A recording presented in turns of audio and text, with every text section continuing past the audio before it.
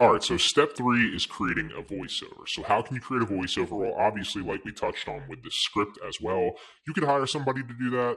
More on that later on in the course if you do decide that you want to outsource and go that route, but the majority of you will not be doing that. So how do you create a voiceover? We just created our script by paraphrasing other successful scripts so that we know that there's a good chance that there's going to be interest on this on YouTube, and it's going to potentially get views, obviously over the long haul. You're not going to upload something and it's immediately just going to blow up, especially in the beginning. But we want a bunch of good scripts that we know obviously are around video topics that can pull views on YouTube. So obviously this is going to give us a good chance to do that if we can do a bunch of those. So now the next way to do it is you want to create a voiceover. So like I said, you could pay somebody or you could simply just read it yourself. So you could go a Bitcoin history.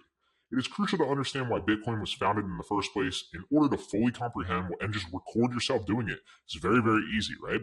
For whatever reason, some people don't want their voice on camera or they don't want their voice on a channel. They worry that for whatever reason, somebody might recognize their voice. So if that is you, a simple way to do that is to just take something into Premiere Pro and then alter your voice slightly. Now, there's many ways to do this. You can search how to change and alter your voice in Premiere Pro or in Final Cut Pro, or you can even do it in a free editor like Shotcut. So if you don't have any money and you're unfamiliar with how to do that, you can just alter your voice in Shotcut. Again, all of these tutorials are on YouTube, and you can learn them and master them within 5 minutes. So if you do want to record it yourself, right, you don't want to use text to speech, which is what I'm going to show you next. You don't want to hire somebody else to read it. Just read it yourself. It's so easy. And then obviously you can upload yourself with the voiceover. You'll get a lot better at it as you go.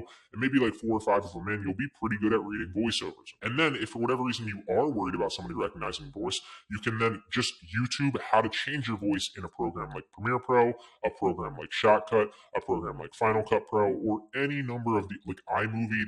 Any number of them will alter voices slightly, and you can just alter your voice very slightly, and then nobody will recognize it. Okay. Or if you don't want to go that route, you can use text-to-speech. So there's a number of text-to-speech softwares out there that I recommend. Obviously, an easy one is Word. So if you just use Microsoft Word, you can use you highlight it, use the read aloud feature. A Bitcoin history. It is crucial to understand why Bitcoin was founded in the first place in order to fully comprehend what it is and the value it may add to our world.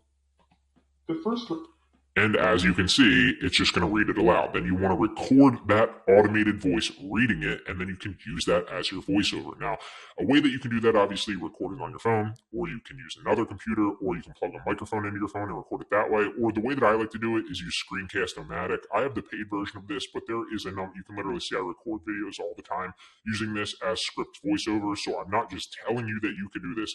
I literally do this, okay? There's a free version of this software. I believe it limits you to 10 minutes, so keep that in mind. So you can use the software 100% free. Just go to Screencast-O-Matic, I believe, .com or .org. Just Google Screencast-O-Matic. It's a great software. I've been recommending it for years. And then you want to record it, right? But you want to make sure that in the recorder, you're only solely recording the computer audio, not narration. Because if you record narration, it's going to record not just what's internally on the computer, which is what we want for this example, right? It's also going to record the external microphone. So if you make a noise outside of the computer, if your kid cries, if someone rings your doorbell, it's going to capture all that. That's not what you want. So this way you can be screaming at your computer, and the text to speech, it's not going to matter. It's only going to record the text to speech. So cancel out narration, right? Make sure that you have narration as none and it's X'd out, and then make sure computer audio is on, and then you're going to record. And then once it drops down, you're simply going to highlight it and right click and read aloud. And then as you'll see, it'll start going through the read aloud process. If it doesn't, obviously, then right click again, make sure that it does. And you just want to simply record this and then take it in again to an editor. You can use the YouTube editor, which is free. You can also use Adobe Premiere Pro, Final Cut Pro, iMovie, Shotcut is free. There's a number of video editors out there, and then you can obviously just overlay that. So all you basically want to do is you want to cut out the very beginning. So let me show you really fast. If we record this, let's record another one. We're going to highlight this. We're going to record. Make sure it's highlighted. Then we're going to right click on it and click read aloud. And obviously we can't hear it right now, but the computer audio is recording. Listen. Comprehend what it is and the value it may. Okay, but I muted it, so it doesn't matter because it's still reading internally in the computer. So I can literally have a long script and then go about my life and just have this record as a voiceover automatically, and I don't have to do anything about it. So I'm going to pause it here, and basically what you want to do now is you want to save it. I'm going to stop the recording here.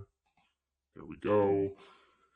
And then you're going to save it as a video file, and you'll see that there's a long lull here in the beginning that you don't want, and obviously if you leave it go, there's going to be a long lull at the end. So an easy way that you can do it is you just drag it in here to the beginning, drag it in there at the end, and then save it, okay? And then publish it, and then it should cut that out.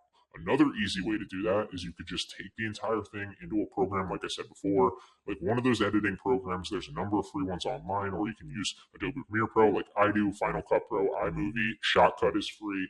And then you just want to basically take that file in. This is exactly what I do. You're going to come over here. You're going to clip out the beginning so that there's no fluff in there, which I already did, but I'm just showing you, right? And then you want to clip out the end so that there's no fluff in there, and then export it as an MP3. If you don't understand how to do this, you don't need to. You can, again, when you're recording, you just drag the thing over and then save it, drag the thing over to the end and then save it, and then it will cut all that out for you. I'm just showing you a different way in case you want to know, okay? You don't need to know any of this. Save it as an MP3, export it as whatever you want to call it. Obviously, this will be like test, export, blah, blah, blah, blah. Save it whatever you want, and then export it. And now you have your video voiceover. And now what you want to do is you're going to create graphics. Now, another way that you can use it is go to TTS Reader. That's another free online text-to-speech reader that's pretty good. This, again, will record for you, so you don't have to worry about any of that. It will then give it to you, so you don't have to, use a recorder like Screencast-O-Matic and actually record the voice. It will do all of this for you. And there's also a number of voices in here that you can choose from. So there's a couple of English voices as a man. There's a couple of English voices as a female. There's also many other voices in other language. If you want to do other languages, that works as well. And basically what you want to do is you just copy the script, you paste it in a TTS reader. You can go fast, you can slow it down, you can go really, really fast, whatever you want. And then you want to just record it. Now, how to use TTS Reader is so easy. It literally tells you what you want to do, and then you're just going to record. And it will start reading for you. You want to make sure that you have it automatically synced to the cloud, and then you want to highlight it and then go entire screen, and it should just start reading. And now that it's recording, you want to press play. In order to fully comprehend what it is and the value it may add to our world. Obviously, this is going faster, so you can slow it down if you want. And that's basically how you want to use TTS Reader. It's really, really easy. Again, I personally like Word. I've used TTS Reader in the past. There's a bunch of good sounding people on here. Now, I don't use this as much anymore. I used this in the beginning, but I found that I feel like the Word lady sounds a little bit better, but a lot of people do that, right? So you want to find one that doesn't sound as generic as other people so that your voice can be a little bit different than other channels, right? So there's many out there. Just use the text-to-speech reader and make sure it sounds, somewhat legitimate. And that's another way that you can use voiceovers automatically if you don't want to read it yourself, right? Or if you don't want to hire.